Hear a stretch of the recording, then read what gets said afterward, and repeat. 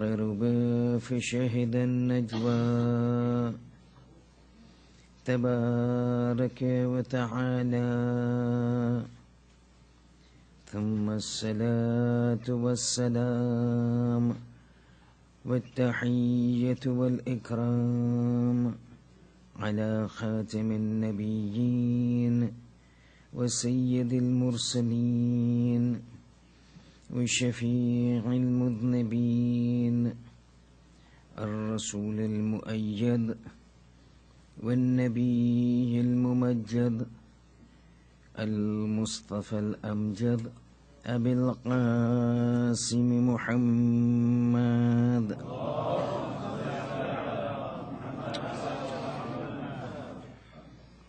وعلى آله الطيبين الطاهرين المعصومين المظلومين، لا سيما على الإمام المنتظر وحجة الله الثاني عشر ابن العسكري المنتظر، ولعنة الله على أعدائهم أجمعين من الآن إلى قيام يوم الدين.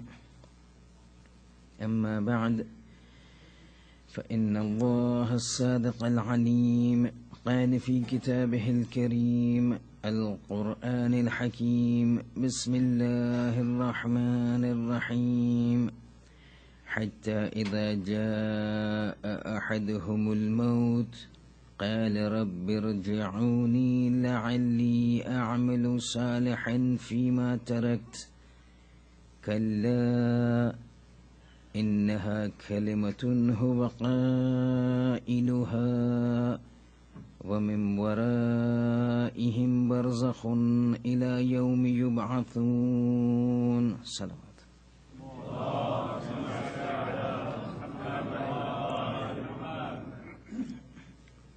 Brothers and sisters, Assalamu alaikum wa rahmatullahi wa barakatuh.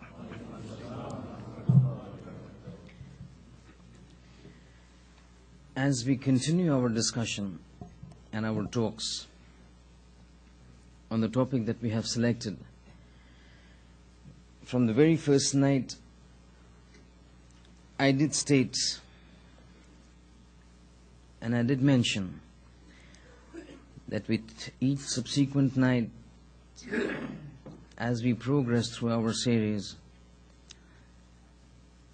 you will find narrations, mention, explanations of things that might assume to be very severe and very intensive. Some of them have been very graphic and will continue to become graphic. However, despite the fact that,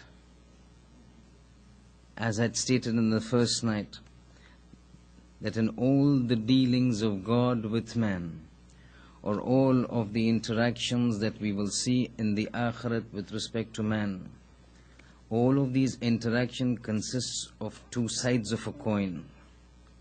One side of a coin for those who are very pious, those who are very obedient, those who are very muttaqi, those who are the true servants of God. For them, things, for them, God's behavior, for them, the events that we are stating are in a different light. For unfortunately, we do not happen to fall into those category or that category of people whom we can convince ourselves and assure ourselves that we would be of those who face this side of the coin. Majority of us, including myself, I'm talking about myself, we look at ourselves falling into the other side of the coin. And if we are falling into the other side of the coin, then we need to know what is happening with respect to that other side of the coin. And in trying to understand what is happening on the other side of the coin, these series of lectures are there. These series of lectures are more as a reminder to me than a talk to you. Because more than what I tell you, if I narrate one hadith, I have to read and understand 20 other hadith before I can extract the contents and give you one hadith. So more than what I'm telling you, I'm understanding and reminding myself. But the fact is that we have to keep reminding ourselves, one, having understood those two sides of the coin, one, and having understood that I have to speak more on the other side of the coin other than the sides of the coins that we find Ayatollah Makarim Shirazi and Ayatollah Sistani and the likes falling. We do not fall into those categories. So we have no option except to read and understand the other side of the coin. And while this other side of the coin has been picked up for understanding and comprehension, which is about the punishments and the adhab of Allah subhanahu wa ta'ala, one thing that we have to understand very clearly is that just as there are two sides of the coin with respect to us, similarly there are two sides of the coin with respect to God. Because God in one direction acts with His servants in that way, with those servants, and He acts with the other set of servants in another way. That is one. Second, one aspect about God that we should never forget is that He's all loving and He's all merciful. Unfortunately, our understanding of His mercy, our understanding of His love, our understanding of His rahmat is something that means that because He's Rahman, because He's Rahim, because He's Ghaffar, because He's Al-Wadud, that means we can get away with murder. That is not correct. That is not correct. He may be loving, but He also has that wisdom of being Hakim to take a person to task who opposes Him. Having understood this, we have to realize that whenever we hear all of these things which refer to the Jabbariyat of God, the Qahhariyat of Allah, the underlying sifat and the underlying characteristic by means of which Allah will deal with His servants as Rahmat.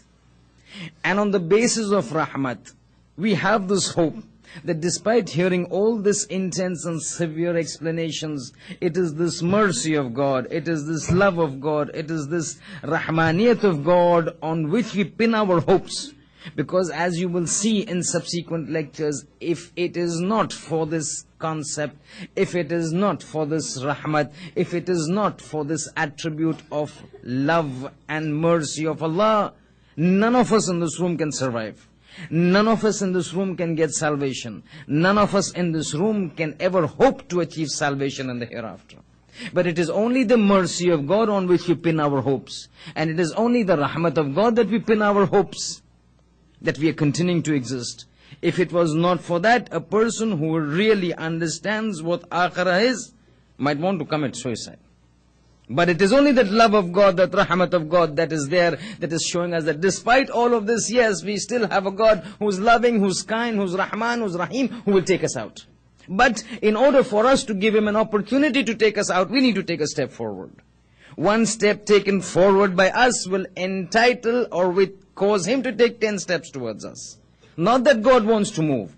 It's a reciprocating act. That when God sees a servant moving towards Him, He will step out and pick his hand and pull him out. Like you heard yesterday, Hurr ibn Yazid. So keep this in mind. There is no place for despondency in Islam. There is no place for hopelessness in Islam. There is no place for hopelessness vis-a-vis the rahmat of Allah in Islam. Because then you fall into another major sin. Because out of that Dastaghaib Shirazi's book of Gunahane Kabira, or the greater sins, the first sin is shirk billah, associating somebody with Allah. The second most major sin in the eyes of Islam is becoming despondent with respect to the mercy of Allah.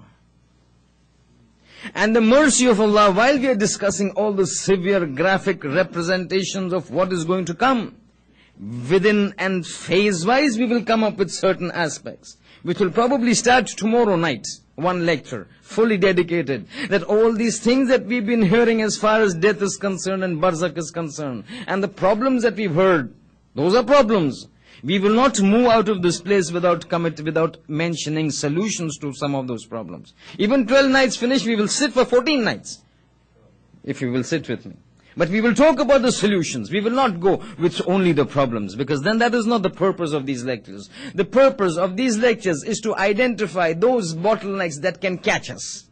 And after understanding those bottlenecks, then it is our responsibility to know what is the solution to come out of this bottleneck? Solutions will be provided. But for a phase, the problems will have to be mentioned, then summarizing the problems, solutions will be given. That will provide us the way forward. How do we need to lead our lives, starting from tonight up to the Day of Judgment?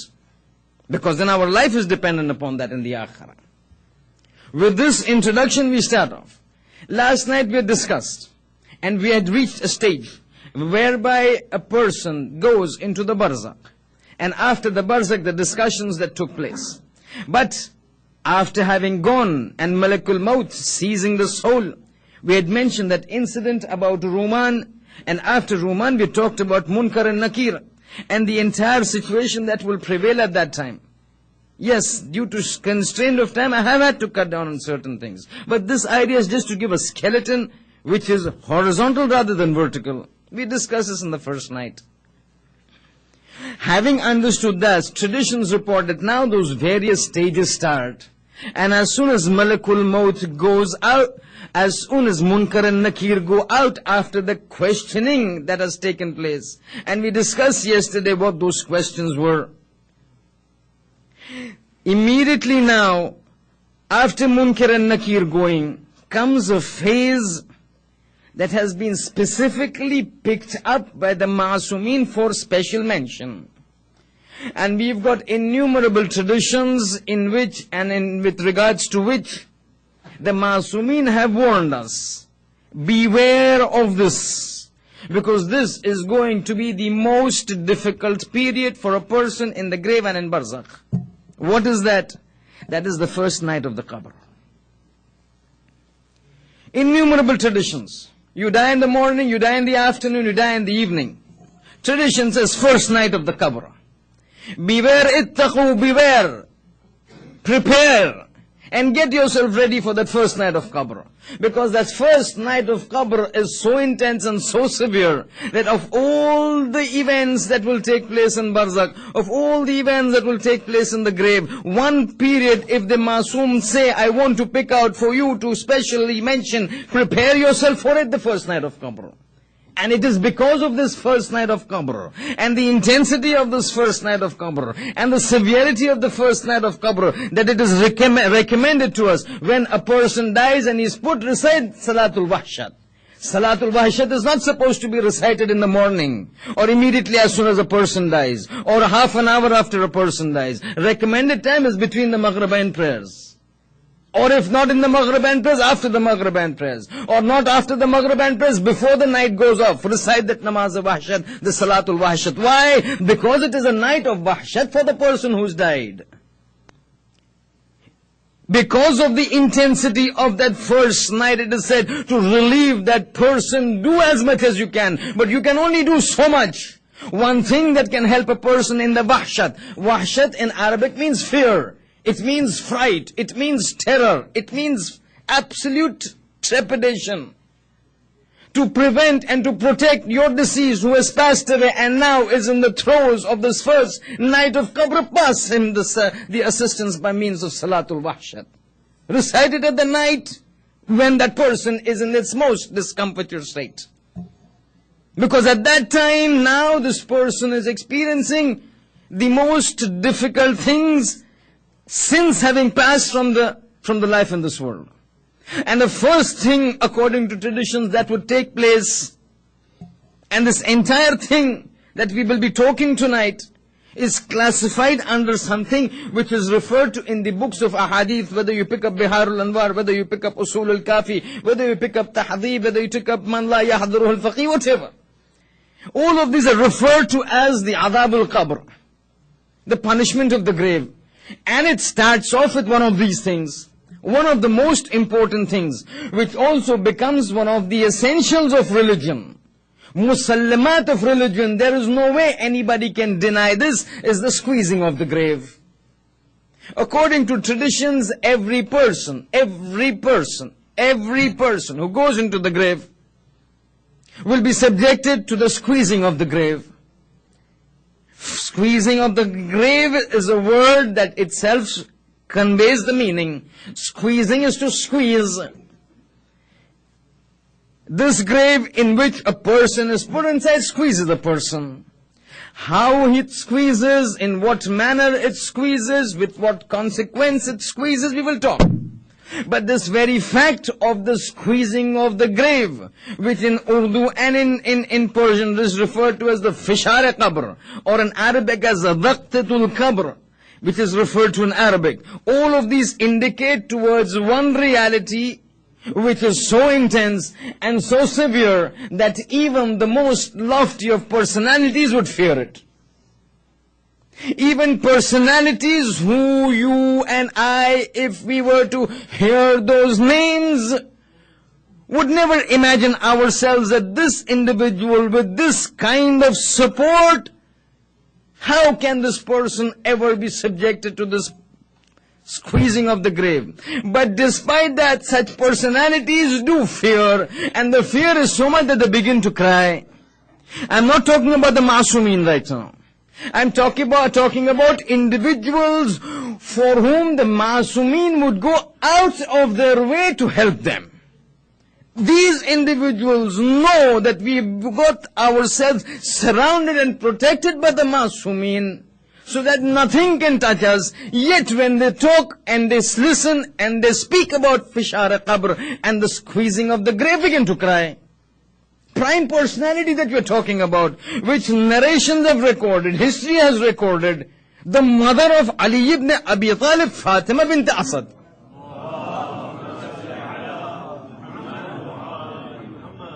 They know Fatima bint Asad. If a person knows the personality of Fatima bint Asad, that person would know what kind of entity this is. First, the mother of Imam Ali alayhi salam. Second, the lady who brought up and who cared for the Holy Prophet, nurtured with her. When you have these two lofty personalities, the two best creations of God moving around you, who do you think can touch her? Who do you think and what do you think can touch her? But this very lady, when the Prophet is sitting and talking to her, you know, mother, and he used to refer her as almost like a mother. He treated us like a mother because he was brought up with her. He's saying, you know, mother, after the death of a person, there are several events and several bottlenecks. One of them is the qabr. In the qabr, one of the things that a person experiences is the squeezing of the grave. He's saying, my son, what is the squeezing of the grave? And he goes on to explain what I will shortly explain of what happens. Reports narrate when Fatima bint Asad listens to the description of the squeezing of the grave at the mouth of the Holy Prophet, she begins to weep and cry. When Fatima bint Asad cries, then the Holy Prophet gets very upset. He says, mother, why are you crying? Why are you crying? He's saying, what you have said is too hard for me to digest. It is too hard for me to imagine. It is too hard for me to even bear it up. I am crying at the thought of the time when I go into the grave and I am squeezed by the grave. What will happen to me? Having heard this and recollecting all the ihsan that this lady had upon him, he promises her mother, I, the Prophet of Allah subhanahu wa ta'ala, give you my guarantee that you will be protected from the fishar and the squeezing of the grave. Time passes. Fatima bint Asad passes away. As soon as the information comes to him, the news comes to him that Fatima bint Asad has passed away. Yes, with all the gham that the Prophet had, said, okay, make preparations for the grave. But don't put her in the grave till I come. So will you come for the burial? He's saying, I will come for the burial, but even before the burial, I have some work to do. So they start preparing the grave. When everything is ready, they call all the preliminaries, salat and ghusl and kafan, everything ready, burial ready, not yet buried. The Prophet has said, don't put her in till I come. When everything is ready, the Prophet comes. In the Tungani, in the Qabristan. They're all waiting. What does the Prophet do? The Prophet, before Fatima bint Asad goes in, he tells the people, move aside. When they move aside, he steps down. He goes into the grave, he goes to sleep. He lies down inside. Having laid down there for a few moments, he gets up. Then he says, put Fatima bint Asad in.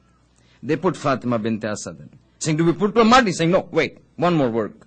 Saying, what? He takes out his rida. He takes out his rida, he puts it on Fatima bint Asad. He said, Hiya, now close her. I will only tell you the first part. The second part, I will leave it for another 2-3 days. Everybody's worried because this sort of a behavior they've never witnessed from the Prophet. I mean, never have they seen a Prophet enter into somebody's grave and lie down for a few moments and then come out again. Never have they seen the Prophet take out his own rida and put it on some dead body. But Fatima bint Asad was Fatima bint Asad. After everything is done, the companions are perturbed, disturbed, confused. Why did he do this? And what is the reason for it? What is the logic? So after the whole ceremony is over, the burial ceremony and the funeral, when they're coming back home, some of them gathered towards the Prophet. We saw you doing something that we've never witnessed and observed you doing before. What was the significance? Saying what? Tell me. He's saying you first lay inside, which you've never done before for anybody. Why did you lie down? He's saying this has a history that goes several years back.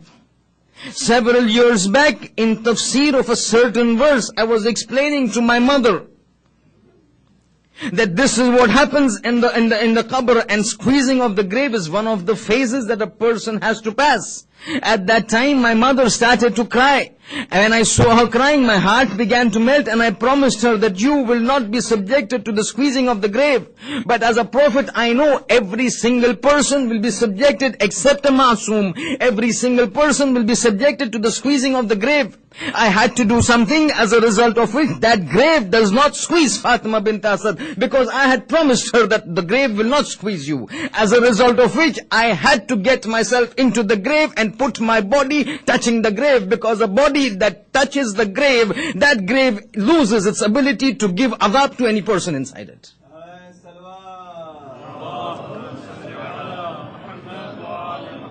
A masoom's body, when it touches a qabr, that qabr loses the ability to give adab. Rahmatul lil alameen. He's saying to protect my mother from the fishar qabr, I had to force myself to lie down into the qabr so that now that qabr doesn't do fishar qabr. He said, okay, understood. What about that rida? The Prophet gave the answer. I will not give you the answer now.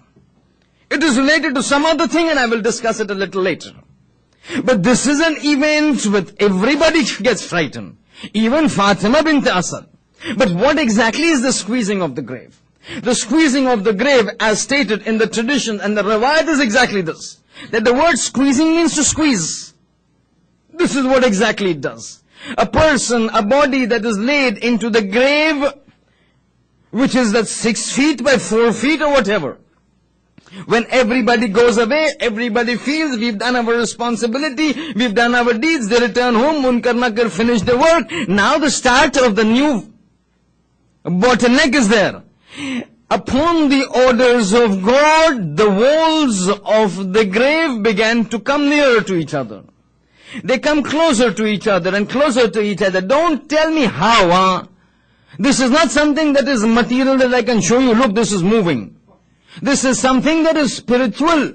And it is there in our realm that is not similar to the realm that you and me are living today in the United States. Or for that matter, Africa. Tradition says the walls begin to converge with each other. And they keep coming closer, and they keep coming closer, and they keep coming closer till they meet each other. Between the two walls is the body of the person who's died. Between the two walls is the body of the person who has been laid to rest. This is called the squeezing of the grave. However, despite this fact that the body is in between and the two walls meet together, I leave it to your imagination to understand what will happen to the body that lies in between those two walls. But here I would want to clarify one little point. That in the spiritual world, one action can have two reactions on two different entities. One action, a similar action, but on two different individuals will have two different consequences. One example stated in the Quran. One example we see in everyday life. After understanding, we will try to comprehend how this happens. That in this, between the two walls, there is a person like Ayatullah Behjat lying over there, Sayyid Mohsin al-Hakim lying over there, Sayyid Mahdi Baharul Ulum lying over there, and there's a person like Shimr lying over there. With those walls crushing, shouldn't there be a difference between them? Logic says yes, there should be a difference between them. Reality also says yes, there is a difference between them. But if I were to explain this to you, I have to give you these two examples. Quran, and Allah, when He's talking about the Quran, in several verses, He says that this Quran, by means of this Quran, Allah deviates a person, and by means of this Quran, Allah guides other persons. There are some persons who take this Quran and are guided aright. And there are others who by the means of this Quran are misguided. Ajab this is, huh? That the Quran, and this is not me saying, this is the Quran that is saying, and Allah is saying, this Quran we have sent for guidance of mankind. It will guide most mankind. But this Quran is also a book that will serve to misguide the people whose hearts are not pure. So we find you and me pick up the book and read, وَمِنَ النَّاسِ مَنْ يَشْرِي نَفْسَهُ ابْتِغَاءَ مَرْضَاتِ اللَّهِ وَاللَّهُ رَؤُوفٌ بِالْعِبَادِ. And we know that this verse was revealed for Imam Ali alayhi salam when he was sleeping on the bed, when the Holy Prophet was migrating to Makkah, from Makkah to Medina, and in order to protect him and to deceive the assassins of the mushrikeen and the idolaters and the polytheists of Quraysh, Imam Ali was lying on the bed. Allah was so pleased that He revealed this verse in praise of Imam Ali. When we look at it, our iman increases. Oh, this is our Ali, that Allah is praising him. But the same Quran, other people pick up and they will read, أَيْنَمَا تُوَلُّوا فَثَمَّ وَجْهُ اللَّهِ. Wherever you turn, you will see the face of Allah. Oh, Allah has a face, Quran says. Yadullah fawqa aydihim, Quran says. Hands of God is upon their hands. Oh, Allah has a hand. Ar-Rahmanu anil arsh istawa. And Rahman, Allah sits on a throne. Oh, so Allah also sits on a throne. So He's got a body like you and me. And people from certain sects believe, our own brothers, Muslim brothers, believe that God has a body, God has a hand, God has a face, God has long hair like Goldilocks. God has a body that is so heavy when He sits on His throne, that throne creaks. And on the day of judgment, this God, when He's putting people into Jahannam, at that time, the Jahannam keeps calling out, Hal min mazid? Do you have more of your disbelieving servants? Send them and I can take them all. When everybody is gone inside, now this is the belief of certain brothers of ours. At that time, when everybody is gone inside, and then the hell keeps calling out, Hal min mazid? Is there more, Allah? Is there more, Allah? According to our certain brothers, Allah gets so fed up, He says, how much do you want, Bana? He picks up his leg and he puts it into Jahannam. Now the Jahannam says, I'm full, I'm full. The same Quran, on the basis of which people say God has a body. Imam Bakr says, Baba, God does not have a body. He cannot have a body. If He has a body, according to philosophical proofs, that man or that entity cannot be God. The same Quran leads you and me to increase our iman. The same Quran leads people into kufr. Quran says that this Quran will lead people astray, this Quran will lead people guided. This one example, one thing, two different people, depending upon their inherent composition and constituent, the Quran behaves with each of them differently. This you understood. Some practical example. In this room, in Orlando, I am given to understand summers like Dar es Salaam. Summers are like Dar es Salaam, means hot, humid, so you need an air conditioner. You switch on the air conditioner. You have a very cool temperature of 19 to 21 degrees centigrade. We are used to centigrade. You have an air conditioner on. In walks in a person who's very hot, who's feeling very warm. He comes inside, he sees air conditioning and says, mashallah, such a nice arrangement Jamaat has done for us. Comfortably sitting inside. If not for the Majlis, at least for the air conditioner people come. Alright. But in most afternoon, 15 minutes later, a person who's suffering immensely with flu and pneumonia. Both of them sitting, both of them humans, both listening to the Majlis of Hussain, the air conditioner on. One person is feeling so nice, he opens the stop buttons. The same air conditioner, for the second one, is shivering. One air conditioner, two individuals, two different reactions. Biryani for a good person, a salim person, a sound person is so good. But a person who's suffering from food poisoning, you give him biryani, he's going to mess up his health a little more, correct? It's one thing, two different individuals, two different actions. Same thing over here, squeezing of the grave. One thing. At one time you have a muttaqi person, at the other time you have a sinning person. This is how God works, huh? One act, but for both of them different. Tradition says when a righteous person, a pious person, an obedient person, a good person, a muttaqi person is in the grave, he will be subjected to the squeezing of the grave. But tradition says, Ma'asumin say, that when the squeezing takes place, yes, the squeezing will take place. But now for him, that squeezing will be as comfortable, and these are the words of the tradition, as comfortable as two brothers when they hug each other, the warmth and the love and the comfort that both of them feel, the squeezing will impart the same sensation to this pious man.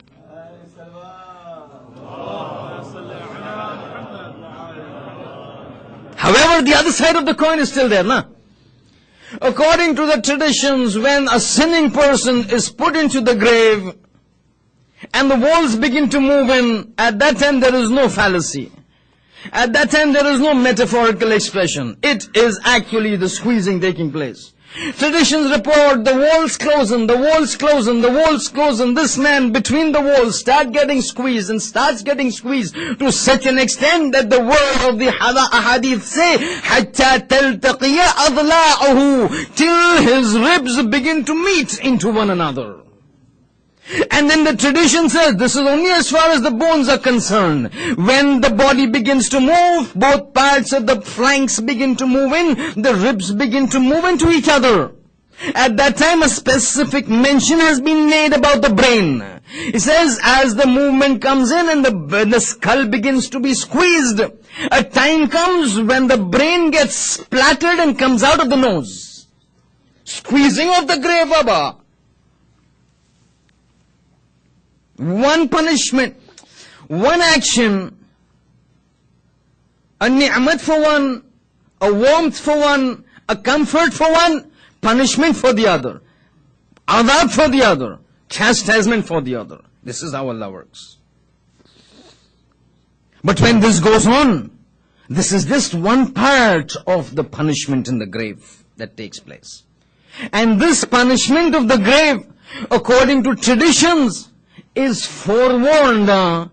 Even when we are walking on this road and we are moving into the Qabristan, traditions state, every day, as a person walks upon the face of the earth, and this tradition has come from two Masum. One is Imam Ali alayhi salam,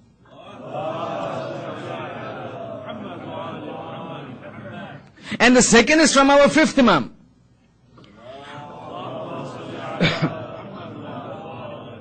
According to this tradition, it says, ما من موضع قبر إلا وهو ينطق كل يوم ثلاث مرات.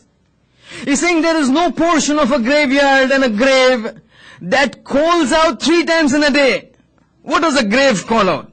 It calls out أنا بيت التراب, أنا بيت البلاء, أنا بيت الدود والهوام.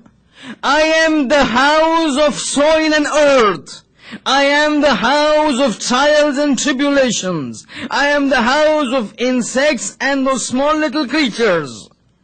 And then this tradition goes on to state that when a pious person walks near the qabr, that qabr calls out to him, I'm waiting for you, come to me.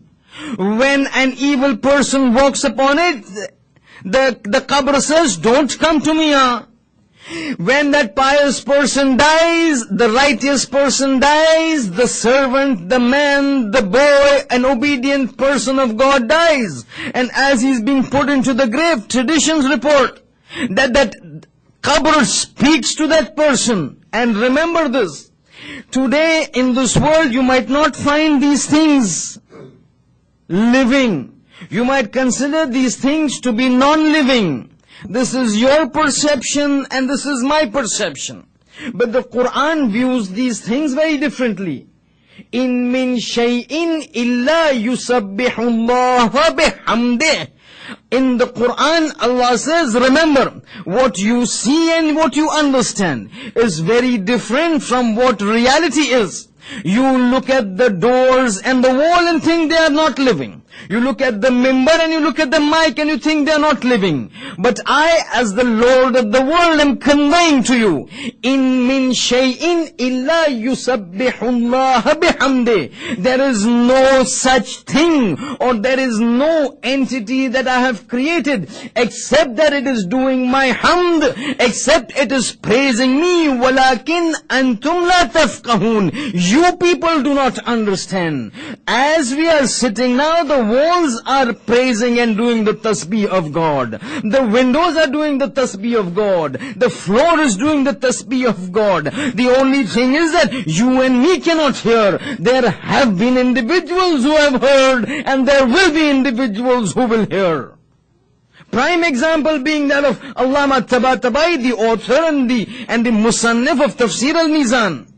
He's got a quote that if you hear, you know what a person can achieve if he pays attention to refining his soul. He says, when I go into sajda, and he's explaining this verse, and he's talking to his students, and the students ask, Ya Sayyidi, this verse says that everything that is there around is praising and extolling God, but we do not hear. Allama Tabatabai says, you do not hear, but listen to what I have to tell you. When I go into the sajda of my prayers, and I do Subhana Rabbiyal A'la wa bihamdi, at that moment of time, I can hear the pieces of, or the pebbles around me saying Subhanallah. I can hear the doors saying Subhanallah. I can hear the windows saying Subhanallah. I can hear the birds flying saying Subhanallah. I can hear the entire universe joining me and saying Subhanallah, Subhanallah. We do not understand. وَلَكِنْ أَنْتُمْ لَا تَفْقَهُونَ. You do not understand. They are speaking.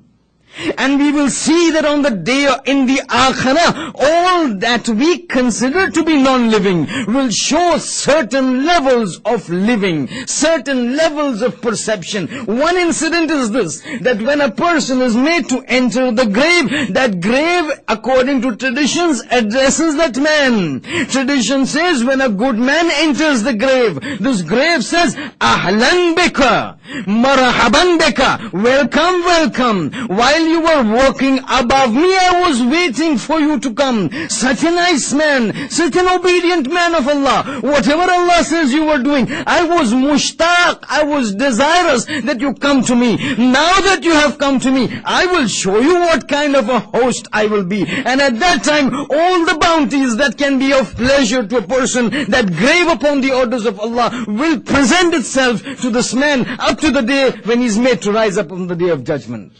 However, when a sinning person is made to come into the grave addresses is, La marhaban bika, La ahlan laka. You are not welcome within me. Don't come to me. But now that you have come to me, remember what I'm telling you. While you were walking above me, I'd always prayed and I'd always wanted that you should not come within me. But now that you have come within me, I will show you what kind of a host I can be. To you, a disobedient servant of my master. I will prove to you what I will do to you. And now you have to bear with me up to the day of judgment. And then it will open up all the punishments upon the orders of God for this man up to the day of judgment. The punishment of the grave, the squeezing of the grave. But as I've always mentioned, anything beyond death is ghaib. Anything beyond death is ghaib. Not to be seen by you and me. Curtains upon our eyes. So you can't see what is happening. It's only those people like Allama Tabatabai that those curtains are removed and they hear all these things. They're there. We don't hear. We deny them. Doesn't make them go away. Reality is reality. These things of ghaib are to be remained as ghaib. They are not supposed to be opened out. They're not supposed to be opened out. But that is only for two groups. Ghaib is kept for only two groups. One, the humans, and the second, the jinn. It's only these two groups who are kept boycotted from the akhirah, from the ghaib, from the unseen. If we don't see, and the jinns don't see, doesn't mean there are things that do not see. These things become manifest on those that are not humans and jinn. Meaning who? Animals, fish, birds and insects.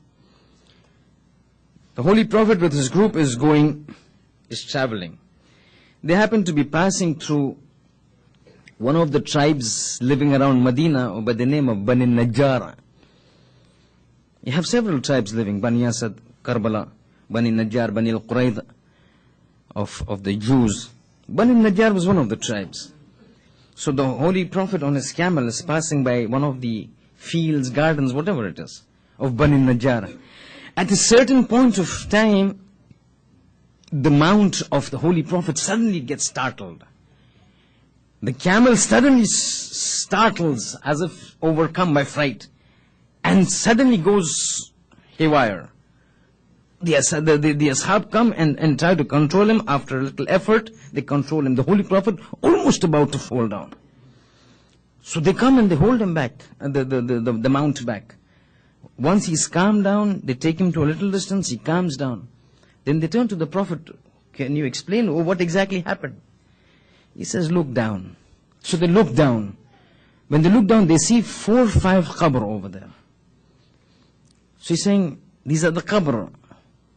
So he says, yes, it is because of this that he's frightened. Saying, what frightened him, this qabr?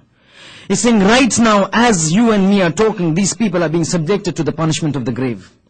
And it is so intense, you and me cannot see it. I can see it, you cannot see it. Hidden from you ghaib, but the animals can see it.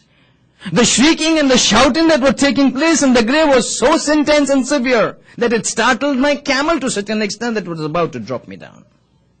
And then he says, if I was not fearing one thing, I would have shown you what is happening down.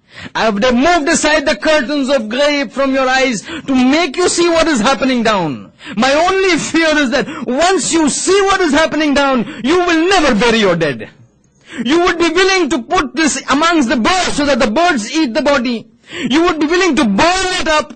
You would be willing to put it into the sea. But you would get so frightened you would say anything but burying my father. Had I not have this fear, I would have shown you what is happening down. It's not an easy thing. The reality is reality. But when this takes place, and you find such things moving, question comes to mind. The question that comes to mind is that, what are those things? What are those sins? What are those actions that get us into this mess? What are those things that get us into the mess, that get us involved into committing such sins, that those sins now the consequences that we have to face the punishment? There have been certain sins mentioned. Specific mention of certain sins, that if a person performs those things, this is coming. We want solutions, right? Solutions start now with the problem. If you know the problem, that you know the solution. The problem states that if you do this, this is what is going to come. The solution is don't do it. Right or no? If you know that if you do this, this is going to happen, and you don't want that to happen, fair enough, don't do this. But you do this, and you know it's going to happen. You just keep doing this, and then you say, I don't want this to happen. It doesn't work. Let's start off. 3, 4 things. Today we might just about manage a couple of them. The first thing, and just I will narrate an incident to you. A personality very lofty. But because of this sin, fishar qabr, Squeezing of the grave. One of the sins, and the topmost as far as the squeezing of the grave is concerned, one of the top. You do it and it's coming. I'm telling myself, I do it and I get it coming. Is bad behavior with one's wife. Somebody behaving badly with one's wife. Arrogantly. Rudely. Humiliatingly. Not caring. Criticizing. Every sort of behavior with outside very good. In the house, a demon. Because she can't go anywhere, right? Because she can't go anywhere. So you want to impose yourself upon her. One thing that guarantees the squeezing of the grave is bad behavior with one's wife. Listen to this incident. Sa'ad ibn Mu'adh. Sa'ad ibn Mu'adh was one of the companions. I'll give you a little background about who Sa'ad was. Sa'ad was one of the very close companions of the Prophet. And as I explain and I narrate this, you will know how much the Prophet regarded him highly and loftily. Sa'ad ibn Mu'adh is one of the very Jalilul Qadr Sahabi of the Holy Prophet. He was with the Prophet in the Battle of Badr. He was with the Prophet in the Battle of Uhud. He was with the Prophet in the Battle of Khandaq. In the Battle of Khandaq, he is struck by an arrow. He's injured. He bleeds a lot. Loses a lot of blood. Becomes sick. His sickness deteriorates. The Prophet keeps going to visit him. Tradition says when the Prophet saw Sa'ad ibn Mu'adh getting really sick, he even began to attend to him and tend to him and take care of him. A prophet of God attending to a companion, you can imagine his rank. After some time, Sa'ad ibn Mu'adh passes away. The Holy Prophet is so disturbed when he hears this news, that when he's going for the tashyi of the janazah of Sa'ad, reports state he's going without his footwear. His head is not covered, open-headed, no amama, showing the perturbation and the hurt of losing Sa'ad ibn Mu'adh. Without footwear, barefoot, bare head, he follows the janazah, signs of grief very apparent on his face. Sa'ad ibn Mu'adh gone. My so close companion gone. So loyal companion gone. Namaz janazah being prayed. In certain tradition it says when he was praying Salatul Janazah for Sa'ad ibn Mu'adh, he was standing on his toes. On his toes, not on the flat sole, on his toes. People are observing this. After the ceremony they ask him, why were you standing on your toes? He's saying the reason I was standing on my toes was because there was no place to stand. So people said, we were standing quite behind you. There was enough space. We were not sticking to each other. There was quite a lot of space. He's saying, you don't see what I'm seeing. For joining the Salatul Janazah of Mu'adh, the number of angels that had descended from the sky was so much that the entire place was filled up. There was no place except for me to stand on my toes. This is Sa'ad ibn Mu'adh. You understood? Now look what happens. Having died, the Prophet recites Salatul Mayyat. You heard Sa'ad ibn Mu'adh, right? He's buried. As he is being buried, the mother was informed about all of this thing. The Prophet going without a bare head, the Prophet going bare feet, crying, signs of anguish and grief on his face, praying Salatul Mayyat in this fashion, and then stating the reason for this. When he's being buried and mud is being put, she comes to the chungani. It's not haram for a woman to go to a qabristan. So she goes and says, Tuba laka ya Sa'ad. Glad tidings to you, Sa'ad, because I see you straight entering into paradise. She had to utter this word, and the Holy Prophet looks at her in anger. Lady, what are you talking? Don't try to interpret God's way according to your own ways. So she says, but what did I say wrong? He's saying, how do you know he's going to go into... While this was talking, the grave was finished. They covered the grave. So he's telling, how do you know that Saad is going to go to Jannah of the Barzakh right now? Right now, let me inform you, mother of Saad. Saad is being subjected to an intense squeezing of the grave. The mother is shocked. Ya Rasulullah, you anguished at his death, 1. You coming out for his janazah, 2. You praying Salatul Mayyat for him, 3. Angels joining him for prayers, 4. And yet you tell me that he is being subjected to the squeezing of the grave. It beats comprehension and logic. The Prophet says, no, it doesn't beat comprehension and logic. He was a very good man. He was a very pious man. He had a great rank in the eyes of the angels and God. But he had a very bad behavior with his wife, as a result of which that punishment he has to face, squeezing of the grave. However, you and me cannot even compare ourselves to Sa'd ibn Mu'adh. When that personality is subjected to this kind of a thing, then you and me, at the smallest of a mistake in the house, try to create a Karbala in the house, it's not befitting us. A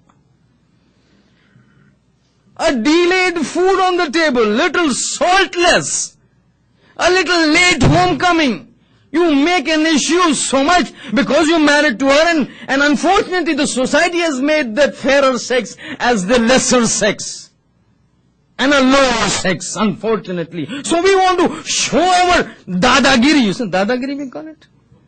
You want to show our dominance over her, that yes, you are my wife, you are under me, so I'm going to do whatever I want. Doesn't work. Sa'd ibn Mu'adh. One thing that guarantees, attracts like a magnet, the squeezing of the grave, bad behavior in the house. I'm telling myself, I'm not telling you. I'm reminding myself. I don't want you all to come and tell me, Baba, we are so nice. I know you're nice. One thing, the punishment of the grave is bad behavior with the wife. Second thing, according to the traditions, I will just finish this off. Do I have time? Yes. It might be a little long. Another thing that goes on is Haqqun Nas. I will just mention a little of Haqqun Nas, and then we will continue it tomorrow. There are 2 types of haqq and the rights vis-a-vis every person. There are certain rights that are the rights of God. And there are certain rights that are the rights of man. All the rights that a man is supposed to take into consideration and regard are divided into 2. The Haqqullah and the Haqqun Nas. The rights that a person has to observe with respect to Allah subhanahu wa ta'ala, and the rights that a person has to observe with respect to the other brethren, the humans. And if you pick up the furu'ideen, all the furu'ideen will be classified into either Haqqullah or Haqqun Nas. Salat, Haqqullah. Hajj, Haqqullah. Amr bil Ma'ruf, Haqqun Nas. Nahy anil Munkar, Haqqullah. Go through it. All the rulings are divided into the haqq and the rights of God, which person has to observe, and the rights of man, person has to observe. This is clear? Now, Shaheed, a martyr. According to us, a Shaheed has the maximum rank. That's why we have a tradition, فَوْقَ كُلِّ ذِي بِرٍّ بِرٌّ حَتَّى يُقْتَلُوا رَجُلٌ فِي سَبِيلِ اللَّهِ فَلَيْسَ فَوْقَهَا بِرٌّ. Every good deed a person does, there will always be another good deed that is better than that. So you give money to a poor person. Another better good deed is to give money to a mu'min. A better deed is to give to a mu'min sayyid. A better good deed is to give and help the naib imam. And better than that is to help the imam himself. Every good deed has something that is above it. حَتَّى يُخْتَلُوا رَجُلٌ فِي سَبِيلِ اللَّهِ. Till a time comes when one good deed is done, above which there is no good deed. A man sacrifices his life for the sake of God. Right? Sacrifices his life for anything, for the sake of God. Beyond that there is no help. Above that there is no good deed. Tradition says, in those battles that were taking place at that time, a shaheed, as soon as the arrow would strike the body and a drop of blood would fall down upon the ground, tradition says this person who's fighting in the way of God, correct? In an appropriate fight, not every Tom, Dick and Harry fight that we are hearing. Not just strapping ourselves bombs and blowing. Though according to the Shiite belief are not acceptable. A Shiite cannot wage jihad or a battle unless and until he's got permission from the Mujtahideen. These things that we hear of strapping bombs and blowing themselves up, you cannot do it. You have to read the conditions for war to understand what jihad means. In Islam, you cannot kill a woman, you cannot kill a child, you cannot kill an old man, you cannot kill somebody who's not fighting. Again, for fighting, there are so many rules that leaves all our hands tied. You just cannot pick up a sword and start fighting. But right now, we are not discussing that as to what are the rules. It is a very strict setup for starting jihad. Yes, unfortunately, some of our brothers have adopted it and tried to interpret the word jihad to suit their own needs, as a result of which all of us are facing problems. All of us are facing problems. Name Muhammad is taken out for special scanning. Why? Because of some pervert individual who's got a concocted understanding of Islam, messes things up, not only for himself but for you and me as well. But we will discuss on those issues some other time when we get a time, as to what is wrong in their ideology, that they're messing the whole system that is there in this world. But when the Shaheed dies, tradition says at the first drop of blood, all his sins are forgiven. All his sins are forgiven. With one condition. All his sins that are the sins between God and man, forgiven. If he is a Shaheed. He used to lie, forgiven. He never used to fast, forgiven. Salat, forgiven. Not keeping beard, forgiven. Not keeping hijab, forgiven. But those sins that are related to humans are not forgiven. Haqqun nas not forgiven. You may sacrifice yourself for God. God will say, because you have sacrificed your body and your life for me, all that is there between you and me I will forgive. But if I have taken somebody's money and have died, God will say, that I will not forgive. That you better pay it. I have taken out and humiliated somebody in front of everybody and I die as a martyr. God says, that I will not forget. You have to go to that man whom you have humiliated and seek his forgiveness. I have usurped somebody's money. I have borrowed somebody's money. I have taken on loan somebody's money, conveniently forgotten about it. Then I become a martyr. Even if Imam Zamana comes and we become martyr with Imam Zamana, it will not help out. Imam say, so what if you are a martyr with me? Pay that person's money and then come back. This of Haqqun nas is so intense. And I see the time not supporting me. This we will do it later tomorrow. The Haqqun nas. But this Haqqun nas is one aspect. The regard towards the rights of a separate, of another human being, of another person who is the same as our creation, is something that can be so visibly seen in Karbala. And how much? This Karbala is an ajib state of events that is taken. And certain events just beat all worldly logic as to how this can ever happen. And how can this ever take place? What can take place? Listen to this. In Karbala, the passion for supporting the truth was so immense that at times you find a kind of a laxity coming into us. આપણે તો બુઢા થઈ ગયા છે, આપણે શું કરવું, મૂકી દેવાના થશે.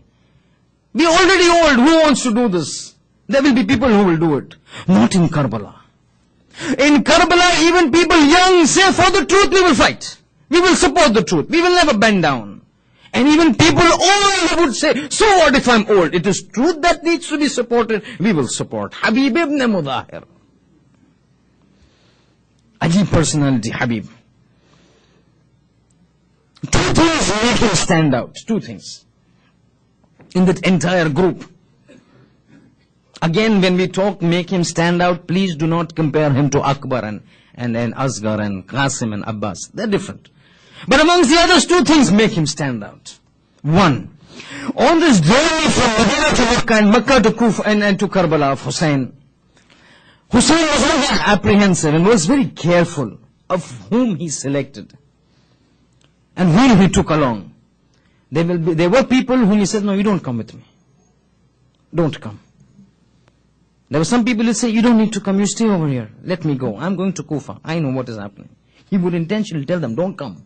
Don't join me. Because he knew what kind of people he wanted. He knew what people would be necessary for him to do this supreme sacrifice. One person whom he called by himself was Habib ibn Mudahir. And how did he call? On the road, when he's going, he calls Habib ibn Mudahir. How? On the 2nd of Muharram, you heard Hussein's caravan reaches Karbala. From the 2nd of Muharram, Hur informs Umar ibn Ziyad and Umar Sa'ad that Hussein is in my control now. I have set him up away from the tents. I have got him under control. Now I need assistance. Because I don't know when they might start a war. I've got a limited force, I need assistance. So Ibn Ziyad said, I'm sending forces. Every short while, from the 2nd to the 9th of Muharram, forces after forces would keep coming. At times Khuli would come. At times Hurmala would come. At times Shimr would come with a force. And whenever these forces would come, the forces of Yazid would be very happy. And they would, signs and sounds of happiness would emanate from them. So when the armies would keep coming, and the sounds would keep going into Zainab's ears, once she called Fizza. Fizza, can you please come here? Fizza comes, yes, princess. He said, go call my brother Hussein. Hussein comes. He said, Hussein, from the time that we have landed in Karbala, all that I'm hearing is forces that are coming to support the batil, forces that are coming to support the falsehood. At times you tell me Khuli has come, at times you tell me Shimr has come, at times you tell me Umar Asad has come. Is there nobody who can help us and who can assist us? Hussein says, this is how the state of affairs is, my sister. Whom can we trust? The people we trust turn against us. You heard and you saw what happened in Kufa, as a result of which we have landed in Karbala here. Who can help us? At that time, Zainab says, Brother Hussein, I remember one companion of yours, whom I don't see over here, but I'm sure if you call him, he will come. Habib ibn Mudahir. First, Habib is the person who is being called. And he is reminded by Zainab. As soon as Zainab reminds Hussein, Hussein writes a letter. Sends it by a messenger. Strict security. The messenger slips through, reaches Kufa. Habib ibn Mudahir is sitting in his house having food. At the time there's a knock. Saying, who is it? Saying, I'm the messenger of Hussein.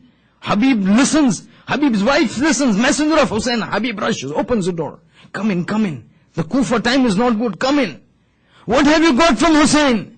Saying, Hussein has given you a letter. As soon as he sees the letter, he starts kissing it. Opens the letter, what does he see? He sees that letter written by Hussein stating, Habib, I need your help, my friend, come to me. He looks at that letter, looks at the writing of Hussein. He's thinking about his wife. Now, how am I gonna tell her that I'm leaving her, never to come back again? He wishes goodbye, the messenger goes up, he comes and begins to eat. The wife is hurt. He's saying, the messenger of Hussein had come. He's saying, yes, casually, nonchalant. He's saying, what did he say? He's saying, Hussein has sent me a letter asking me to come to Karbala. Hussein is in Karbala? He's saying, yes. But what is he doing in Karbala? He's saying, Hussein is being maintained there by Hur.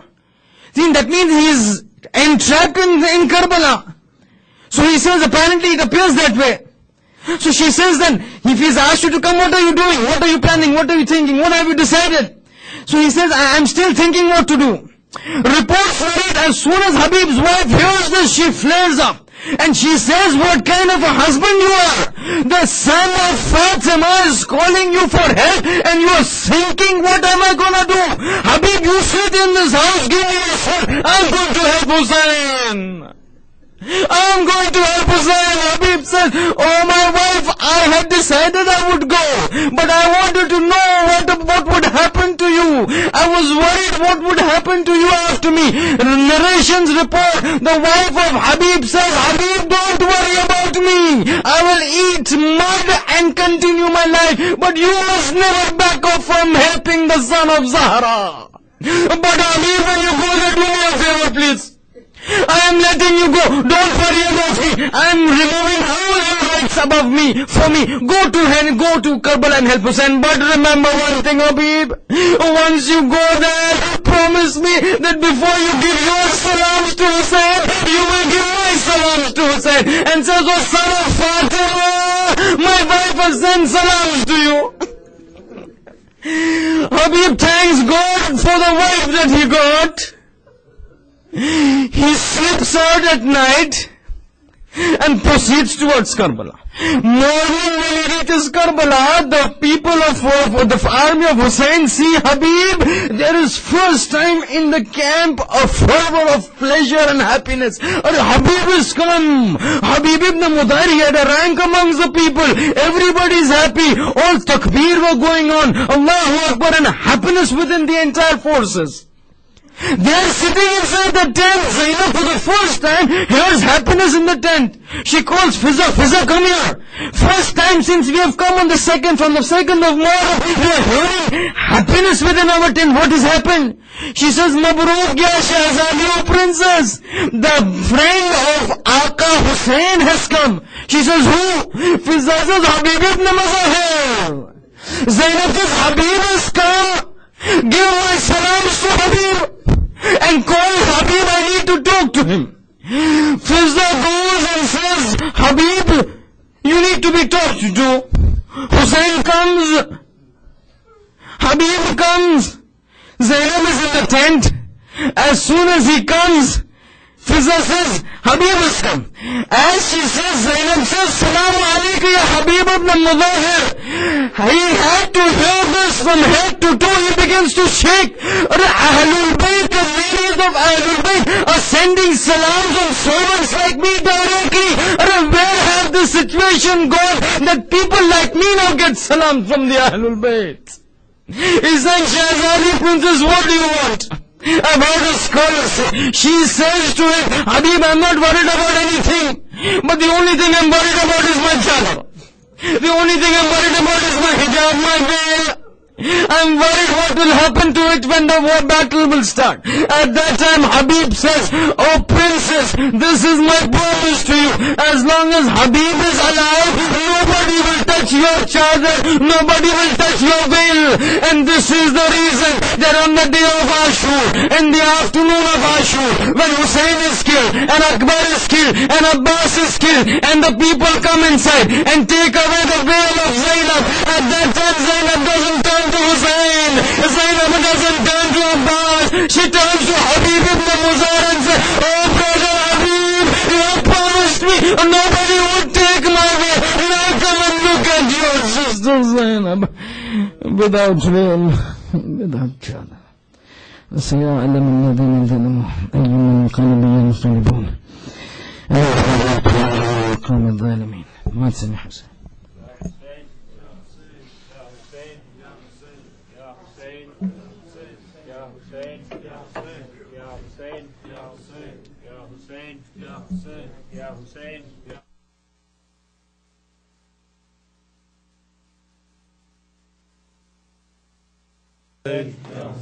يا حسين يا حسين يا حسين يا حسين يا حسين يا حسين يا حسين يا حسين يا حسين يا حسين أرجي الشبيه